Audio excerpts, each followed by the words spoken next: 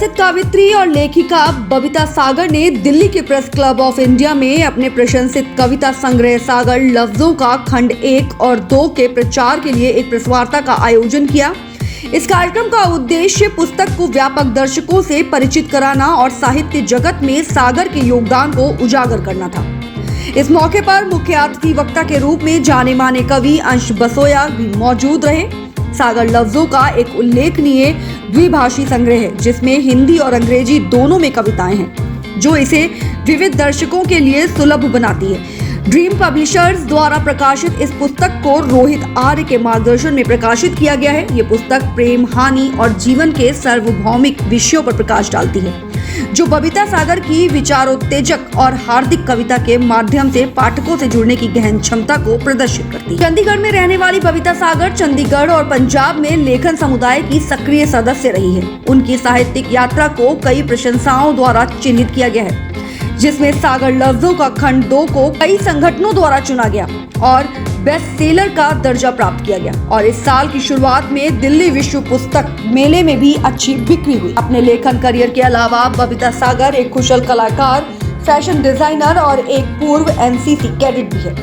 जो उनकी बहुमुखी प्रतिभाओं को दर्शाती है। सांस्कृतिक गतिविधियों से लेकर पंजाब स्कूल एज ए परियोजना में हेल्प डेस्क समन्वयक के रूप में सेवा करने तक उनके विविध अनुभवों ने उनकी कविता को काफी प्रभावित किया है, इसे प्रामाणिकता और गहराई के साथ प्रभावित किया है। प्रेस कॉन्फ्रेंस के दौरान बबीता सागर ने न केवल अपने काम को बढ़ावा देने की इच्छा पर जोर दिया, बल्कि साहित्यिक क्षेत्र में नए लेखकों को प्रेरित करने और अवसर प्रदान करने के लिए भी जोर दिया। इस कार्यक्रम में सागर लफ्जों का से चयनित कविताओं का वाचन किया गया, जिसमें उपस्थित लोगों को सागर के काम की गीतात्मक सुंदरता का प्रत्यक्ष अनुभव करने की अनुमति मिली। इसके बाद एक इंटरैक्टिव सत्र हुआ, जहां बबीता सागर ने दर्शकों के साथ अपनी कविता के पीछे की प्रेरणाओं और 2 भाषाओं में लिखने की प्रक्रिया पर चर्चा की। एक लड़की होना और एक लेखक होना बहुत सौभाग्य की बात है, क्योंकि लड़कियों के साथ जो चीज़ें हो रही हैं वो एक लड़की ही समझ सकती है। तो उन चीज़ों को थोड़ा समाज की जितनी भी गतिविधियां हैं उस पर नज़र पड़े समाज की, कि क्या हमारे समाज का हिस्सा हम नज़रअंदाज कर रहे हैं, कि किन चीज़ों पे हमें वर्क करना चाहिए। तो इसीलिए एक लड़की जब लिखती है ना, तो वो उस लड़की का दर्द लिख पाती है। जैसे कि आपने देखा ही होगा कि अभी रेप के केसेस ज़्यादा हैं, तो वो जो सम्मान उसको मिलना चाहिए, तो वो एक लड़की बेहतर तरीके से बता सकती है एक लेखक के तौर पर। अभी जिस तरीके से आप और अपने साथ लोगों को जोड़ रही हैं, उसके पीछे क्या मकसद है, किस तरीके से? जी, क्योंकि मुझे यहाँ तक पहुँचने में मुझे पता है कि कितना अरसा लग गया। अरसा इन द सेंस कि चाहे वक्त कम है, पर उसमें जितनी मैंने प्रॉब्लम्स फेस करी थी, तो वो दूसरे राइटर्स के लिए ना हो, मैं उनको सिंपल एक पाथ दूँ जहाँ मैं बहुत भटक कर पहुँची हूँ, वहाँ वो लोग भटक कर ना पहुँचे। और जिसके लिए कोई होता नहीं है ना, उसके लिए भगवान होता है। तो शायद मैं उनका ये काम करना चाहूँगी, एक उनके देवदूत की तरह, कि हाँ मैं उनके लिए एक अच्छा रास्ता दिखा पाऊँ। तो बस इतनी ही मुहिम है कि आज की बुक का नाम क्या है और इसमें क्या कुछ करते हैं, किस किस तरीके के आज इसमें? जी, मेरी किताब है सागर लफ्जों का वॉल्यूम 1 और 2। वो हिंदी और इंग्लिश दोनों में पब्लिश हुई है ड्रीम पब्लिशर द्वारा। तो सर ने मुझे बहुत प्रोत्साहित किया इन चीज़ों में। कई बार मैंने गिव अप भी करने की सोची। एक्चुअली शुरू से मैं गिव अप करती नहीं हूँ, पर कई बार ऐसे हुआ कि ये मौका मैं अभी नहीं लेना चाहूँगी, अभी टाइम नहीं है, ये चीज़ें। बट सर ने मुझे बहुत ज़्यादा वहाँ पर सपोर्ट किया कि नहीं, आपको ये करना चाहिए।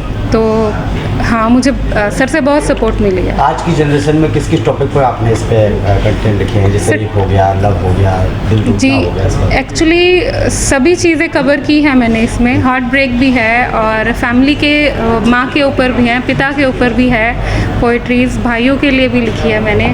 और अपने दोस्त जैसे होते हैं, जो अच्छे दोस्त हैं, उनके ऊपर भी लिखी है। समाज के ऊपर भी रोशनी डाली गई है। जो लड़कियों के साथ एक निर्भया वाला जो सभी को याद होगा, उसके ऊपर भी मैंने एक कविता लिखी थी। और छोटे बच्चों के साथ जैसे कितनी सारी चीज़ें गलत होती हैं, तो ऐसा नहीं कहूँगी कि भाई इसमें एक ही चीज़ पर रोशनी डाली गई है, सभी चीज़ों के ऊपर रोशनी डाली गई है जो समाज की। मिलेगी अगर कोई लेना चाहे तो? जी, ये अमेज़ॉन और फ्लिपकार्ट दोनों पे अवेलेबल है। ऑफलाइन चंडीगढ़ बुक स्टोर्स पे भी है, सीपी में भी अवेलेबल है दिल्ली पर, और गोवा में मिनिस्ट्री ऑफ गोवा वहाँ पर लाइब्रेरी में अवेलेबल है। हमारी चंडीगढ़ की लाइब्रेरी में भी अवेलेबल है। मुझे लोगों के बीच में एज एन आर्टिस्ट ही पहुंचना है। मैं कोशिश तो ज़्यादातर यही करता हूं कि लाइव परफॉर्मेंसेस ज़्यादा से ज़्यादा करूं, और जैसे कि मैं खुद एक कॉलेज स्टूडेंट हूं, तो मैं यही कॉलेज करता हूं कि कॉलेज के स्टूडेंट्स में अपनी पोएम्स के थ्रू जितनी भी ज़्यादा जागरूकता फैला सकता हूं उतनी ज़्यादा फैलाऊं। किस तरीके से तैयारी कर रहे हैं, क्योंकि अभी तक आपकी कोई बुक तो नहीं, आप सोशल मीडिया पे एक्टिव है, क्या आगे बुक भी लिखती हैं और बबीता जी का सपोर्ट किस तरीके से देखते हैं? जी बिल्कुल, बुक निकालने के मेरे काफ़ी महीनों से ही बहुत ज़्यादा इरादे हैं, पर हर लेखक को बहुत ज़्यादा कठिनाई होती है एक अच्छा पब्लिशर ढूंढने में। बहुत जगहों से आपको रिजेक्शन मिलना की उम्मीद होती है, पर I will like to thank Rohit that I think he is really great at what he does and he owns a publishing house, so I really hope that he helps me out with publishing a book. ऐसे मैं देखूँ, अगर हमने आज तक 500 किताबें publish कर चुके हैं, उससे ज़्यादा ही पब्लिश करी है, और 200 से ज़्यादा मैगज़ीन भी पब्लिश कर ली है। बट मैं देखूँ तो लेखक और ऑथर मुझे बहुत मिले, बट बबीता जी का जो कंटेंट था, वो कंटेंट एक ऐसा कंटेंट है, उससे हम लोग जब पढ़ेंगे तो कोई भी बहुत ईजिली कनेक्ट कर सकता है। आप कहीं ना कहीं उसको फील कर लोगे। एक इत्तेफाक ऐसा हुआ था 20 साल के बुक फेयर में, एक लेडी आई थी और बबीता जी पोइट्री बोल रही थी अपनी बुक की, तो उस टाइम पे वो लेडी वहाँ रो पड़ी देख के, क्योंकि वो पोइट्री कृष्ण भगवान से रिलेटेड थी। तो उन्होंने देखा कि मैं तुमको बोलते हुए तुम में कृष्ण की छवि देख रही हूँ। तो इनका कंटेंट एक ऐसा कंटेंट है जो लोगों को ईजिली कनेक्ट कर देता है, और लोग खुद इमोशनल भी जाते हैं और कहीं ना कहीं जुड़ जाते हैं। तो इनके अंदर ये खूबी देख के मुझे ये किताब थोड़ी सी डिफरेंट लगती है, बिकॉज ये खुद जब भी मैं पढ़ता हूँ ना, मैं कहीं ना कहीं इमोशनल भी जाता हूँ, हंस भी जाता हूँ, और अपनी ज़िंदगी के इत्तेफाक भी इससे मिला लेता हूँ। आज की जनरेशन को क्या कुछ कहेंगे बबीता जी की बुक को लेकर? मैं आज की जनरेशन को बस यही कहना चाहूँगा कि बहुत पुराने ऑथर्स को पढ़ लिया, पढ़ो उन्हें भी, बट नए ऑथर्स को भी मौका दो, और सागर लफ्ज़ों की सागर को भी पढ़ो।